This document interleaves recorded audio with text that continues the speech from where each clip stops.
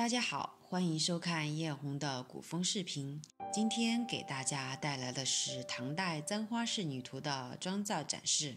簪花仕女图是我国古代仕女画的经典之作，是唐代著名画家周昉的代表作之一，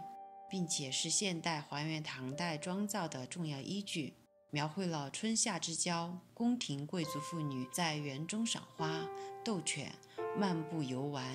闲暇雅致的情景。画中有6人，我们今天做的是中间5位戴花妇女的造型。这5位唐代妇女的体态丰盈，身着半透明纱衫，头上戴着不同的花簪。这里我也去查阅了相关的资料，从左到右佩戴的依次为芍药、海棠、荷花、蔷薇、牡丹。今天给大家分享的是5套服装头饰的整体造型展示。我们先来给小姐姐化妆吧。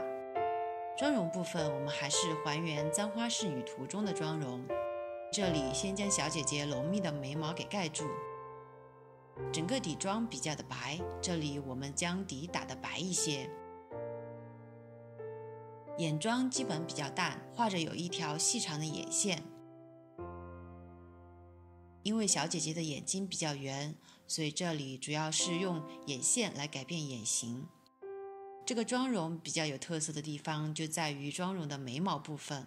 这个眉形流行于晚唐时期，因为形状比较短而宽阔，像桂树叶子而得名，所以叫做桂叶眉。腮红部分这里用到稍微偏橘的颜色，面积稍微画大一些，眼尾和眼下稍微浓一些，其余部分渐渐变淡。唇的部分尽量画小，这里画中唇的颜色偏淡，唇中间轻点红色，最后在眉心点上一点黄色，这个在古代也叫做鹅黄。我们整个妆面就完成了。接下来我们来做发型的部分。考虑到花簪的重量比较重，所以这里在前区和顶区插簪的部分增加一个沉重的发包，留出发际线边缘的头发，将沉重的假发包如视频所示安放在头顶，将两边的头发分出小束，用小橡皮套个小辫，用尖尾梳一层一层的打毛。两边打毛完后，套上发网，往前垫在前区，再把前面的头发往后梳，盖住打毛垫高的部分的头发，喷上发胶定型，整个发型就完成了。本期造型的头饰、道具、服装都是手工制作的，共计制作了头饰道具16件，服装5套，制作时长历时28天。在古代，妇女很多时候佩戴的都是真花，但是根据簪花仕女图佩戴的花的花期和花的大小来看，极有可能佩戴的是假花。比如我们真实的芍药和牡丹确实很难找到这么大一朵的。对于我们制作饰品而言，可能做到的细节往往会比画上的要多一些，所以这里会尽量在逼真的情况下还原画中饰品的大小。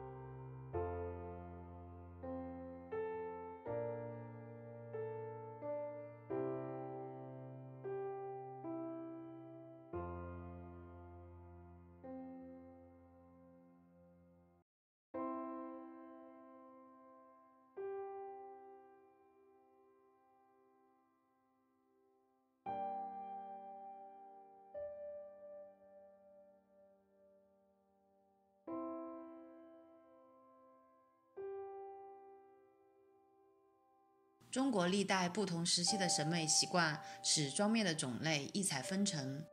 如汉代的白妆、魏时的斜红妆、唐代艳丽的桃花妆、宋代素雅的淡泊妆等。然而各个时代虽然化妆习俗不同，但基本上都是以白为美。